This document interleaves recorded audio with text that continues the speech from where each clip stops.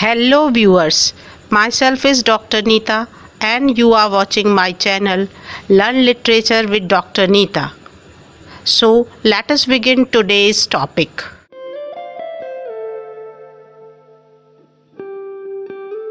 Hello dear students, आज जानेंगे post structuralism part 2 में मिशेल फूको के बारे में, जो एक दूसरे लिटरेरी क्रिटिक हैं। जैसे कि मैंने आपको पहले अपने वीडियो में भी बताया था कि कुछ क्रिटिक्स इनिशियली स्ट्रक्चरलिस्ट थे बट लेटर ऑन वो पोस्ट स्ट्रक्चरलिज्म में कन्वर्ट हो गए। मिशेल फूको भी उन्हीं में से ही एक हैं। लेकिन जहाँ तक मिशेल फूको का सवाल है, वो नहीं चाहते कि उन्हें किसी भी कैटेगरी में रखा जाए, आइदर इट इज़ स्ट्रक्चरलिज्म और it is post structuralism. So let us begin. Michel Foucault was a French historian, philosopher and literary critic. He remained associated with the structuralism and post-structuralism movements of 20th century, but rejected these labels to be imposed on him. His father was a surgeon who wished Michel to follow his footsteps, but Michel was not interested in being a surgeon or a doctor. So he earned degrees in both psychology and philosophy. He remained a member of French Communist Party from 1950 to 1953. It means his inclination can be seen towards the communist ideas. He taught psychology at the University of Lille from 1953 to 1954. He died of an AIDS-related illness on June 16, 1984. These are the brief biographical information regarding Michel Foucault. So he is a transdisciplinary scholar. Transdisciplinary scholar means कि कई subjects में उनके ideas और concepts का प्रभाव देखा जाता है, including various social institution, medicine, education, psychiatry, literature, etc. Here in this video we would remain limited to our discourse related to literature only. He was also an activist, this thing you should especially keep in mind, who protested on behalf of the homosexual and other marginalized groups. और इसीलिए इनके जो ideas हैं वो gender studies में and marginalized studies groups की studies में बहुत significant हो जाते हैं. He was influenced by structuralist linguistic analysis of Saussure. He was who initially invented structuralism. He was influenced by the views of Saussure and also Roland Barthes. About both these critics I told you in my previous videos.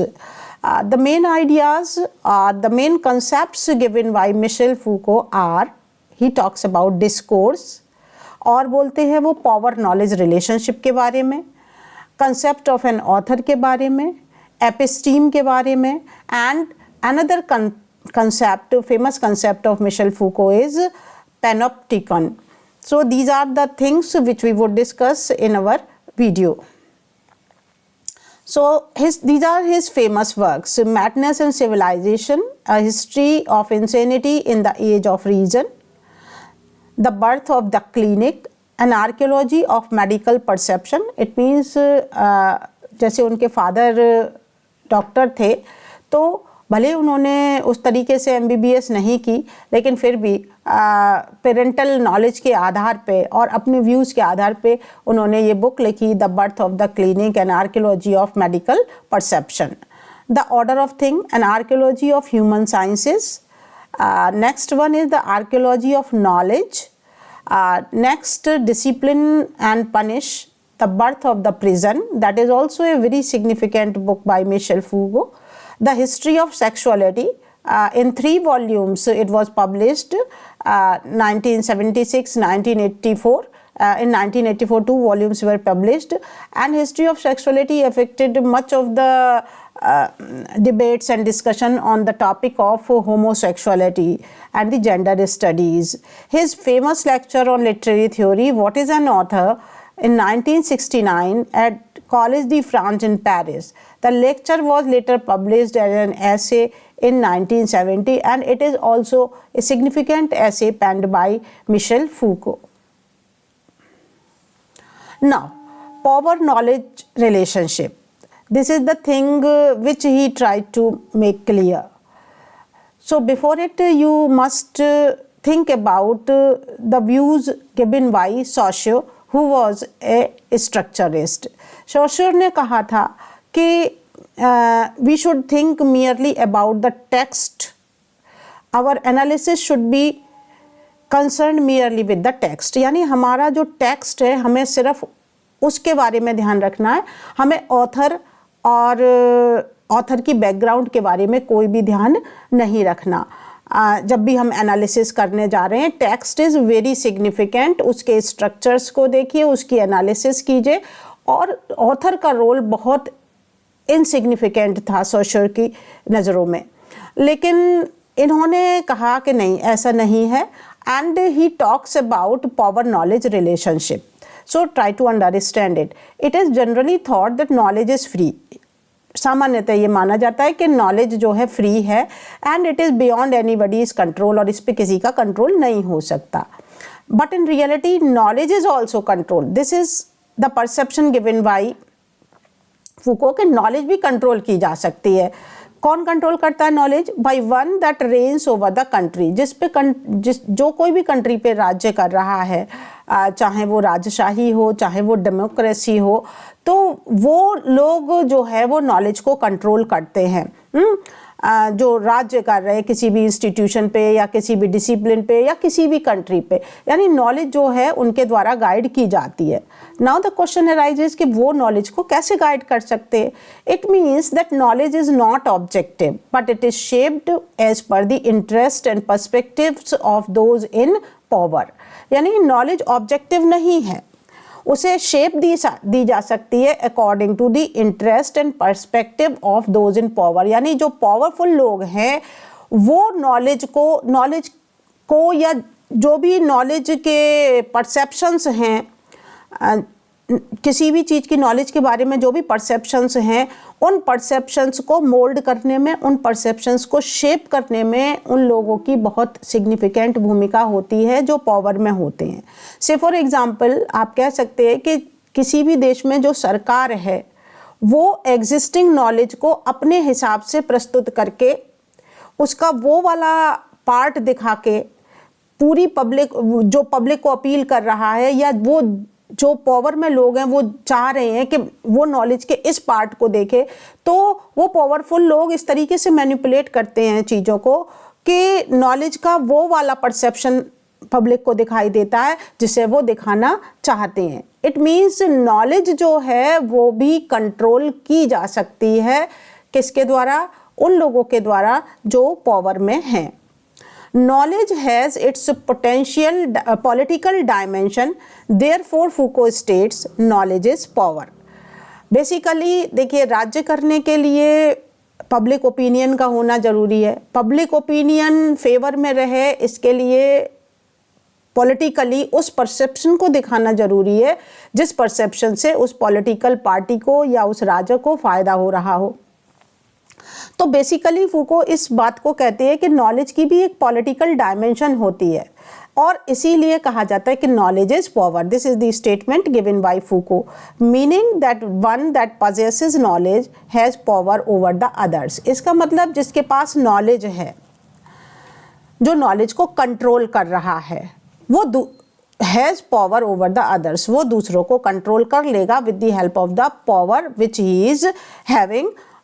वो उन लोगों को control कर सकता है जिनके पास वो power नहीं है. Power and knowledge refers to the idea that power is not just something that is possessed by individual और groups, but it also remains embedded in the knowledge system that is used by all of us to understand the world. So the further idea it has been elaborated. He says that power is not something that is possessed. Power कोई वो चीज़ नहीं होती है जो किसी के पास है, किसी इंडिविजुअल के या किसी ग्रुप के. पावर सिर्फ वो चीज़ नहीं है, बल्कि क्या है? But it's also remains embedded in the knowledge system. ये पावर जो है वो हमेशा नॉलेज सिस्टम के अंदर निहित रहती है, जो भी नॉलेज सिस्टम है उसमें ये पावर निहित रहेगी। That is used by all of us. अच्छा, अब क्या है, वो जो नॉलेज सिस्टम है उसी नॉलेज सिस्टम को हम सब समझ रहे हैं। हम सब उस नॉलेज सिस्टम के तहत ही दुनिया को समझने की कोशिश करते हैं। तो नॉलेज सिस्टम के अंदर ऑलरेडी पावर होती है। Even the way we understand ourselves, हम खुद को कैसा मान रहे हैं, हमारी आइडेंटिटी की क्या शेप दी जाएगी, ये सब डिपेंड करता है discourses and power relations in which we are embedded. For example, हम ऐसे समझ सकते हैं कि एक अच्छा सिटीजन कौन है। मान लीजिए मैं अपने लिए सोचूं या आप अपने लिए सोचे कि एक अच्छा सिटीजन क्यों है, तो उसकी कौन है, तो उसकी सर्टेन क्वालिफिकेशंस हैं। वो क्वालिफिकेशंस कौन सी वाली पावरफुल लोगों ने प्रोजेक्ट की हैं, जैसे नेशनलिज्म। अब नेशनलिज्म की क्या परिभाषा है? कुछ पार्टीज नेशनलिज्म की एक परिभाषा बताती हैं, कुछ पार्टीज नेशनलिज्म की दूसरी परिभाषा बताती हैं।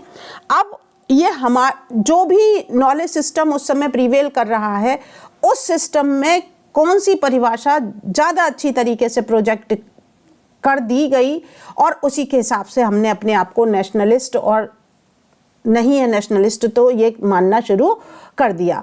तो वो जो नॉलेज सिस्टम है उसमें भी पावर होती है, क्योंकि उसी के हिसाब से हम स्वयं को समझते हैं, हमारी आइडेंटिटी शेप होती है with these power relations. So knowledge and power both are moving simultaneously. The concept is applicable to literature also. ये power knowledge relationship वाला जो concept है ये literature में भी applicable है, because the ideas and theme presented in it often reflect the dominant power structures of a society. कैसे है लिटरेचर में ये एप्लीकेबल?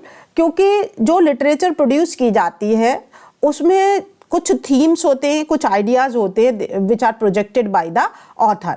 अब वो ऑथर कौन सी थीम्स और कौन से आइडियाज़ को प्रोजेक्ट कर रहा है, वो उन्हीं थीम्स और आइडियाज़ को प्रोजेक्ट कर रहा है जो उस समय के dominant power structure of society में होती हैं। मतलब उस समय का जो माहौल है, माहौल बनता ही पावर से है, तो उस समय के माहौल के जो आइडियाज़ और थीम हैं वही वो उसे लिटरेचर में प्रेजेंट करता है। और वो माहौल बना किससे? वो बना पावर स्ट्रक्चर से और नॉलेज सिस्टम से उस समय के। तो कहने का मतलब लिटरेचर में जो कुछ भी प्रोड्यूस किया गया है वो उन आइडियाज़ और थीम्स से अलग नहीं है जो उस समय प्रिवेलेंट थी, वो उस डोमिनेंट पावर स्ट्रक्चर से अलग नहीं है जो उस समय सोसाइटी में एग्जिस्ट कर रहा था। तो इसका मीनिंग, और वो सब ऑथर के दिमाग से में कहाँ से आया? क्योंकि वो भी उस सोसाइटी का एक हिस्सा है, वो भी उस सोसाइटी की उस पावर नॉलेज रिलेशनशिप का पार्ट है। इसलिए फूको कहते हैं कि ऑथर को आइसोलेशन में नहीं देखा जा सकता। ऑथर की जो मानसिकता है, उसने जो टेक्स्ट प्रोड्यूस किया है, वो जो टेक्स्ट है, it is also having that knowledge power relationship. तो उस समय की एग्जिस्टिंग सिचुएशंस और सोसाइटी की पावर नॉलेज रिलेशनशिप को ज़रूर सिग्निफिकेंट समझना चाहिए। Now, another term that has been given by Foucault is discourse. In philosophy, discourse refers to a way of speaking or writing about a particular topic. किसी भी topic के बारे में बोलना लिखना डिस्कोर्स कहलाता है। अब वो पर्टिकुलर टॉपिक, अब किसी भी चीज़ पे का डिस्कोर्स है, is shaped by social, cultural and historical factors.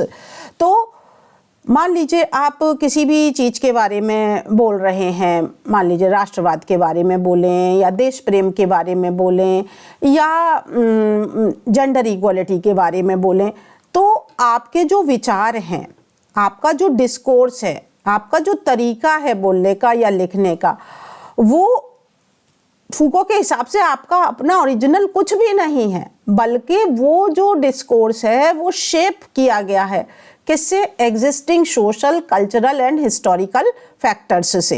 यानी हमारे एग्जिस्टिंग सोशल, कल्चरल और हिस्टोरिकल फैक्टर्स हमारे डिस्कोर्स को प्रभावित करते हैं। Foucault uses the term discourse with reference to language and other symbolic forms and ideas that shape our understanding of the world. अगर हम लिटरेचर के और लैंग्वेज के रेफरेंस में देखें तो वो सारी चीज़ें कि कैसी लैंग्वेज यूज़ कर रहे हैं, कौन से वर्ड हमारी वोकैबुलरी में आ रहे हैं, कौन से आइडियाज़ हमारे एक्सप्रेशंस में आ रहे हैं, वो सब जो चारों तरफ एग्जिस्ट कर रहा है वही हमारे को शेप कर रहा है, हमारी अंडरस्टैंडिंग ऑफ द वर्ल्ड को शेप कर रहा है. According to him discourse is guided by the people in power that I told you previous in the knowledge power relationship. अब ये डिस्कोर्स कौन गाइड कर रहा है, यानी वो विचार कौन फैला रहा है, जिन विचारों से सारे लोग प्रभावित हो रहे हैं, हम भी प्रभावित हो रहे हैं, वो कौन फैला रहा है, वो कौन से वाले विचार है, वो वाले विचार हैं जो उन लोगों के द्वारा फैलाए गए हैं जो लोग पावर में हैं. तो इस तरीके से कोई भी डिस्कोर्स जो है वो न्यूट्रल नहीं हो सकता, but it is used to reinforce power relationship and maintain social hierarchies. Even in literature, use of certain language and ideas reflect the power dynamics of the society. For example, एक time पे मान लीजिए we are talking about nowadays we are talking about gender equality. Why? Because it is the term that is there in society because of the power dynamics. So nothing can be called neutral. He argues that every truth is the construction of discourse that changes from time to time. So we can say that every truth is the construction of the discourse. Discourse में जितने भी जो भी सत्य है, for example we may take the example of gender equality. Gender equality के बारे में हम जो भी बात कर रहे हैं, जिसे भी हम सच समझते हैं, वो पहले वैसा नहीं था जैसा आज है. जेंडर इक्वलिटी के बारे में जो भी चर्चाएं आज हो रही हैं वो उससे पहले नहीं थी. पहले कुछ और ढंग से जेंडर के बारे में सोचा जाता था, फिर उसके बाद परसेप्शन चेंज हुआ, फिर उसके बाद नेक्स्ट परसेप्शन आया. अगर हम ओवरऑल डिस्कोर्स को देखें, पूरी बातें जेंडर इक्वलिटी के बारे में कैसी कही गई, तो हम पाते हैं कि ये जो डिस्कोर्स है it changes from time to time. ये डिस्कोर्स है, जेंडर के बारे में बात जो की जा रही है वो समय समय के हिसाब से बदलती जा रही है. तो इसका क्या मतलब हुआ? So it is not right to understand truth from the view of इसेंशियलिज्म.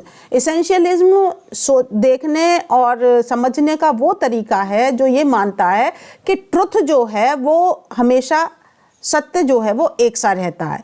लेकिन फूको कहते हैं कि नहीं, ये बात ठीक नहीं है.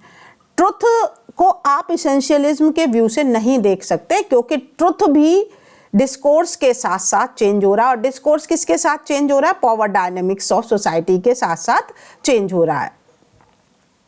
So the next idea which is propounded bye Foucault is what is an author. Michel Foucault's essay What is an Author is basically written in response to Roland Barthes' essay Death of the Author. Roland Barthes has written an essay Death of the Author, in which he told us that the author is dead and we should concentrate merely on the text that is written by the author. But Foucault is not agreeing with the ideas of Roland Barthes, so he wrote an essay, What is an Author?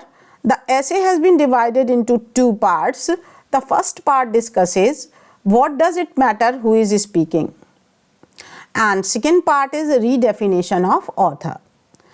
And in the essay, Barthes argued that author should be removed from the interpretation of a text, and the focus should be on the reader and text itself. This was the argument given by Roland Barthes. उन्होंने कहा था कि author को remove करो और सिर्फ आपको text का इंटरप्रिटेशन करना है.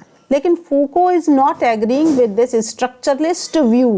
What he says, he suggests that author is not a single individual. कि author कोई single individual नहीं है कि आप उसे रिमूव कर दोगे.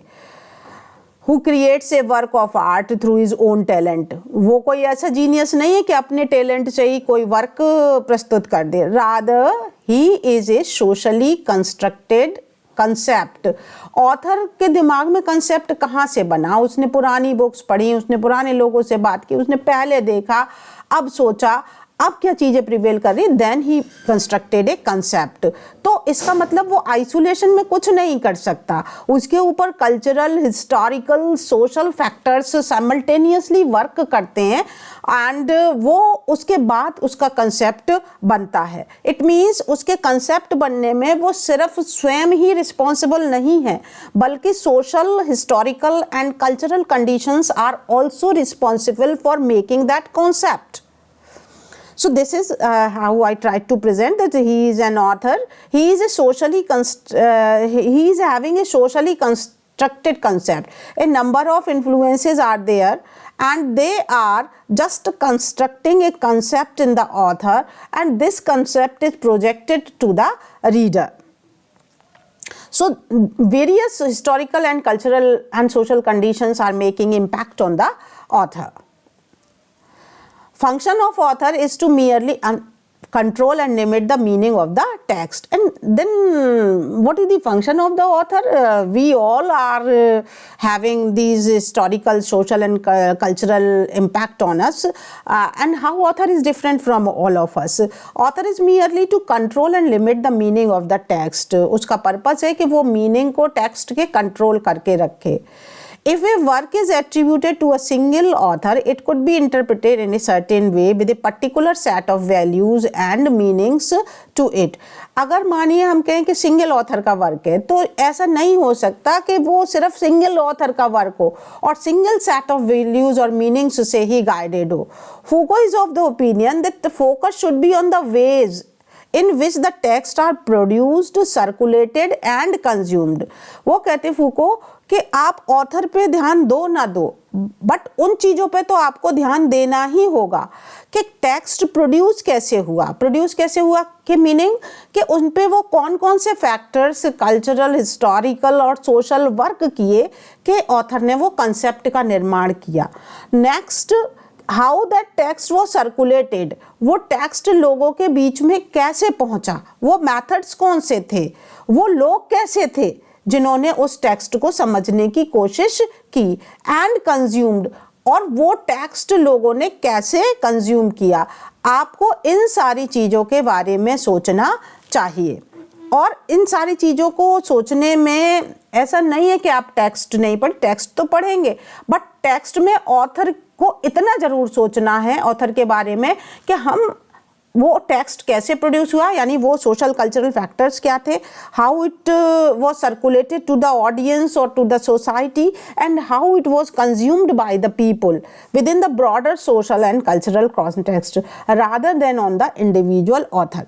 यहाँ तक की बात में कि आप इंडिविजुअल ऑथर पे ध्यान ना दो, ये बात तो स्ट्रक्चरलिस्ट कहते हैं. आपने इससे पहले देखी, रोलबाथ ने कही, सॉश्योर ने कही कि भाई इंडिविजुअल ऑथर को, ऑथर इज डेड, तो ये तो भी वो मानते हैं कि इंडिविजुअल ऑथर की बहुत ज़्यादा ज़रूरत नहीं है स्टडी करने की, लेकिन उसके कंसेप्ट कैसे बन रहे हैं, उसका कंसेप्ट कैसे प्रोड्यूस हो रहा है, वो टेक्स्ट को कैसे प्रोड्यूस कर रहा है, कौन से इन्फ्लुएंसेस के अंतर्गत कर रहा है, ये तो आपको जानना होगा. ये कैसे सर्कुलेट किया, ये कैसे कंज्यूम हुआ, ये आपको ऑथर के बारे में जानना ही होगा. फूको ये कहते हैं. Another term that has been defined by Foucault is episteme. Episteme is the way of thinking. The concept of episteme was introduced by Michel Foucault in his book The Order of Things, an Archaeology of Human Sciences. An episteme stands for a system of knowledge and understanding that shapes our understanding of the world. Episteme किसे कहते हैं? System of knowledge and understanding. जो चारों तरफ prevail कर रहा है वो सिस्टम, और उसी सिस्टम से हम सारे लोग दुनिया को समझने की कोशिश करते हैं. It is a set of assumptions, concepts and values that are embedded in the knowledge system. वही बात आगे बढ़ाइए कि जो नॉलेज सिस्टम एग्जिस्ट कर रहा है समाज में, उसमें कुछ एजम्पशंस हैं कि ये चीज़ यूँ अच्छी होती है या ये चीज़ अच्छी नहीं है, कुछ कंसेप्ट्स हैं और कुछ वैल्यूज़ हैं.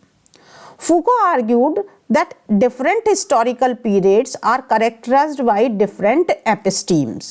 Foucault ने कहा कि अलग अलग historical periods में अलग अलग एपिस्टीम्स थी, मतलब अलग अलग एजम्पशंस थे, लोग किसी चीज़ को सही मानते थे, किसी को गलत मानते थे।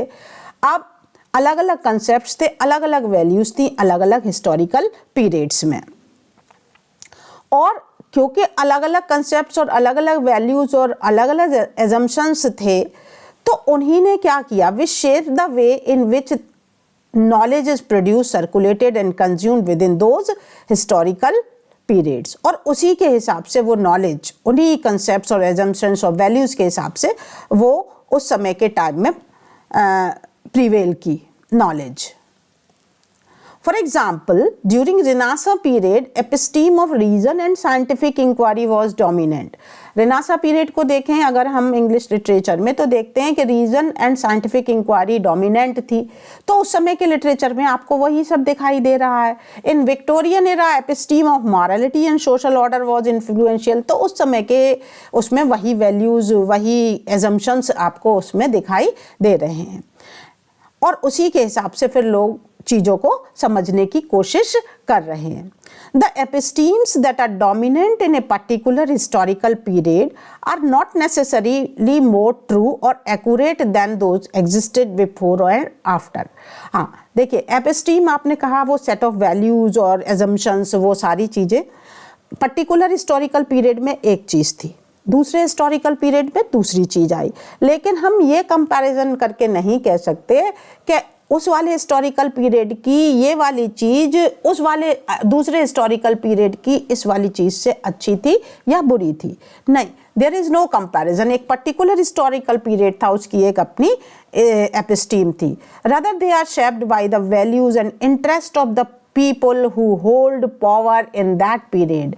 For example, reason and scientific inquiry was dominant in Renaissance period, क्योंकि उस समय के जो पावर वाले लोग थे, पावरफुल लोग थे, वो इस आइडिया को चारों तरफ फैलाना चाहते थे, इसलिए वो चीज़ चारों तरफ फैली। जबकि विक्टोरियन एरा में मॉरलिटी और सोशल ऑर्डर वाले आइडियाज़ इन्फ्लुएंशियल थे, क्योंकि इन वैल्यूज़ में उस समय के लोग जिनके पास पावर थी वो मॉरलिटी और सोशल ऑर्डर वाली वैल्यूज़ को ज़्यादा सिग्निफिकेंट समझते थे, इसलिए वो उस समय रही। रेनेसां पीरियड में पावरफुल लोग रीजन और साइंटिफिक इंक्वायरी को सिग्निफिकेंट समझते थे, इसलिए वो डोमिनेंट रही। So this is the concept of episteme. Now he is also having some different kind of views on sexuality। Foucault challenged traditional views on sexuality as pure biological and natural phenomenon। He argues that it is social construct that is shaped by the power relations।